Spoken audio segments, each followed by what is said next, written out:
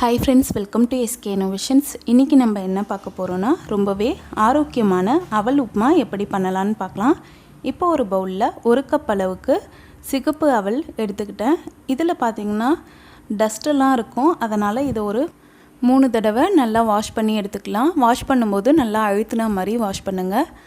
இப்போ பாத்தீங்கன்னா நல்லா வாஷ் பண்ணியாச்சு. அவல் நல்லா க்ளீன் ஆகிடுச்சு. அடுத்து நம்ம 1 கப் அளவுக்கு தண்ணி ஊத்தி இத நல்லா ஊற வச்சுக்கலாம். பாருங்க இந்த அளவுக்கு தண்ணி வந்து க்ளீனா இருக்கணும்.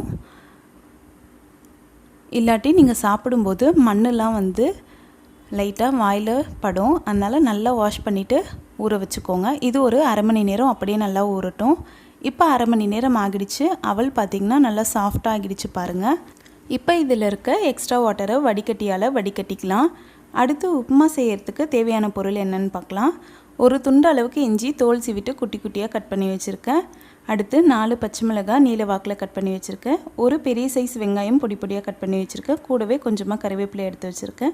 இப்போ ஒரு கடாயில 3 ஸ்பூன் அளவுக்கு எண்ணெய் விட்டுருக்கேன். இதில கொஞ்சமா கடுகு சேர்த்துக்கலாம். கடுகு நல்லா வெடிஞ்சிட்டதும் 2 ஸ்பூன் அளவுக்கு கடலை பருப்பு, 2 ஸ்பூன் அளவுக்கு உளுத்தம் பருப்பு சேர்த்துக்கலாம். இந்த பருப்பு பொன்னிறமா ஆகுற வரைக்கும் நம்ம வெயிட் பண்ணலாம்.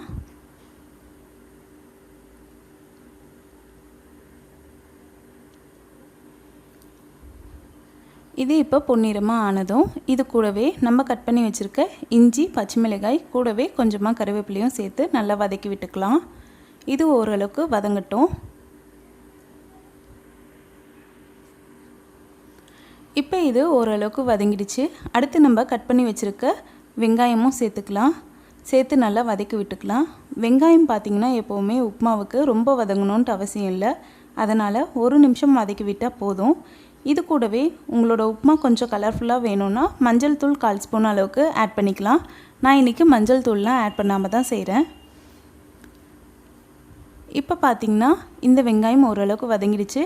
அடுத்து இந்த உப்புமாவுக்கு தேவையான அளவுக்கு உப்பு சேர்த்து 1 டைம் நல்லா கலந்து விட்டுக்கிறேன்.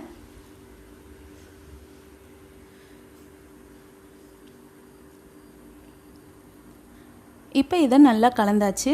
அடுத்து நம்ம வடிகட்டி வச்சிருக்க அவலை இதோடு சேர்த்து நல்லா மிக்ஸ் பண்ணி விட்டுக்கலாம். ஸ்டவ் பார்த்திங்கன்னா ஃபுல்லாகவே சிம் ஃப்ளேமில் வச்சு நல்லா மிக்ஸ் பண்ணிக்கோங்க. அப்போ தான் அடி பிடிக்காமல் இருக்கும். நம்ம சேர்த்துருக்க அவல் பார்த்திங்கன்னா நல்லா சூடாகிற வரைக்கும் இந்த மாதிரி நம்ம கலந்து விட்டுடணும். அப்போ தான் சாப்பிட்றதுக்கு நல்லாயிருக்கும். அதே சமயம் உப்பு காரமும் நல்லா இறங்கியிருக்கும். இப்போ இதை நல்லா மிக்ஸ் பண்ணியாச்சு. அவளும் ஓரளவுக்கு சூடாகிடுச்சு. அடுத்து இதோட கொஞ்சமாக தேங்காய் வந்து அரைச்சி சேர்த்துக்கிறேன். தேங்காய் சேர்க்கறது வந்து ஆப்ஷனல் தான். உங்களுக்கு விருப்பம் இல்லாட்டி நீங்கள் சேர்க்க வேண்டாம். நான் கொஞ்சமாக சேர்த்துக்கிறேன் இன்றைக்கி. சேர்த்து இதையும் நல்லா கலந்து விட்டுக்கலாம். கலந்து விட்டுட்டு ஒரு நிமிஷம் சிம் ஃப்ளேமில் வச்சுக்கலாம். கடைசியாக கொஞ்சமாக கொத்தமல்லி இலைகளை சேர்த்துக்கலாம். கொத்தமல்லி சேர்க்கும்போது ரொம்பவே வாசனையாக இருக்கும். அவ்வளோதான், நம்மளோட அவல் உப்புமா சூப்பராக ரெடி ஆகிடுச்சு பாருங்கள்.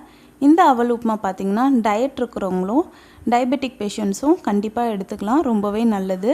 டயட் இருக்கவங்களுக்கு ரொம்பவே லைட்டான ஃபுட்டாக இருக்கும்.